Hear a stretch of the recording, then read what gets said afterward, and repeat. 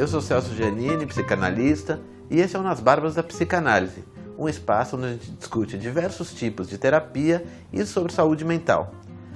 O tema de hoje é psicopatia, e para falar um pouquinho disso, eu convidei a doutora Hilda Morana, especialista em psicopatia pela Universidade de São Paulo. Tudo bem, doutora Hilda? Tudo bem, Celso.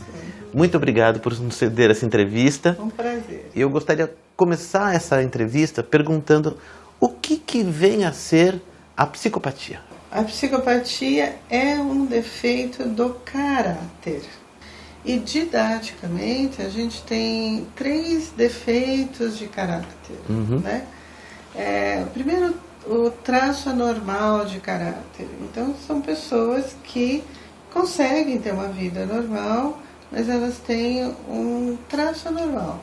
Elas são individualistas, mentirosas, egocêntricas, mas usam o outro para fazer o trabalho para ela. Mas elas dão conta de fazer um curso, de ter uma profissão, de ter uma família e tal. Já o transtorno da personalidade já é diferente. Ele já não consegue uma adaptação à vida, uma adaptação social. Ele é muito mentiroso, muito safado, muito egocêntrico, manipula demais as pessoas. E ele é um vagabundo, o transtorno da personalidade. No crime, ele vai roubar, assaltar, cometer crime contra o patrimônio.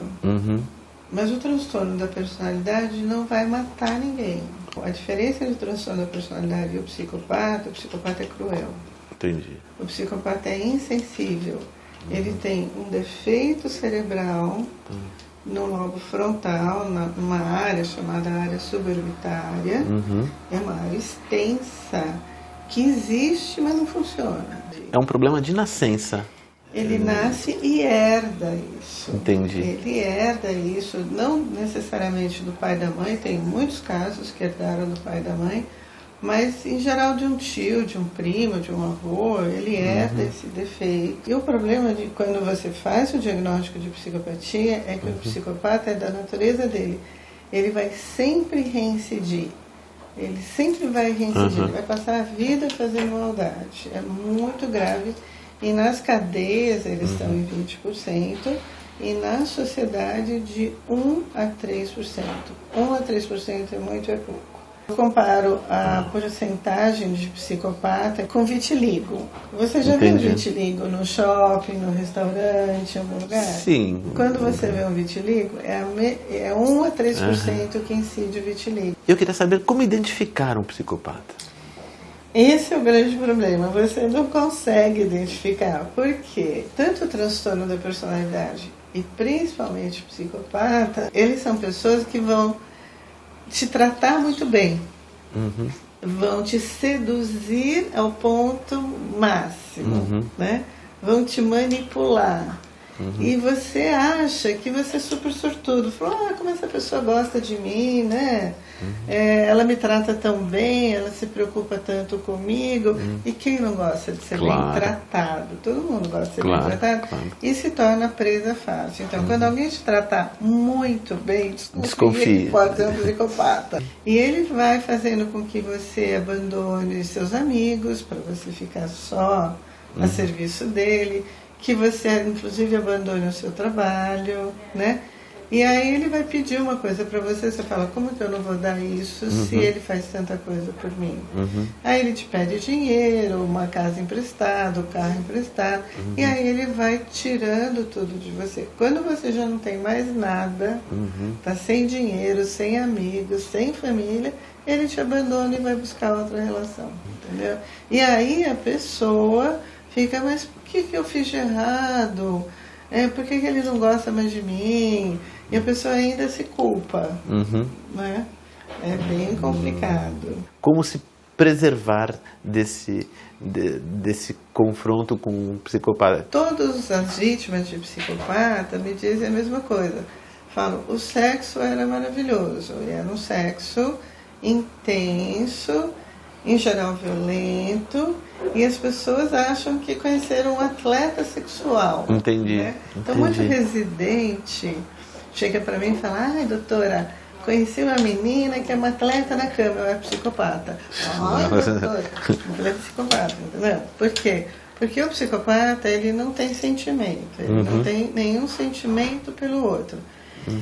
Então ele necessita de uma intensidade da individualidade muito grande. Então o sexo para ele tem que ser um sexo intenso. Ele não está pouco preocupado se você está gostando ou não, o problema é ele. Então, para psicopata, como que você se defende, psicopata? Entendendo isso, que o sexo pode ser muito bem desde que haja uma troca. Eu sei que você tem uma ONG que acolhe as vítimas e faz os relatos. Me explica como é que é, então, como surgiu essa... A gente fundou essa ONG, chama Vítimas de Psicopata, e a gente atende essas pessoas de graça, é voluntário, que a vítima, elas não conseguem se livrar do que foi aquela vivência com o psicopata. Entendi. Então elas não conseguem trabalhar, elas não conseguem ter amigos, elas não conseguem retomar a vida delas, porque aquele período foi tão bom e elas duvidam que eles sejam realmente psicopatas, embora tenha todas as Elas características. procuram uma justificativa nelas mesmas. O que foi que eu fiz para que... O que foi que eu fiz para ele se afastar de mim? De mim. E a grande quantidade de vítimas a maior quantidade é mulher ou não? É idêntica, é igual mulher e homem. É como a incidência do psicopata é igual entre mulher e homem. Só que a psicopata mulher age de uma forma diferente do homem. Diferente como a mulher psicopata age? Então, interessante. O homem, ele tem a força para matar, a mulher não tem. Então, o que ela faz? Todo crime, ela tá com o amante, ela quer matar o marido. Aí ela convence o amante de matar o marido para ela. Quando ela comete o crime sem a ajuda de um homem, por envenenamento. Entendi. Uma coisa mais light, que não precisa de força, alguma coisa assim. Eu gostaria de saber a diferença entre psicopatia e sociopatia. A sociopatia é a denominação americana de psicopatia. O americano chama de sociopata porque ele fala, não, a sociedade é que cria os seus psicopatas. Tá, é uma construção para eles. Mas eles são muito rígidos com psicopatas. Se um médico chegar na corte e falar, olha, eu suspeito que ele é um sociopata nos Estados Unidos, o juiz fala, pede um PET scan, que é uma neuroimagem, que vai mostrar o defeito cerebral e vai para uma cadeia perpétua para psicopata.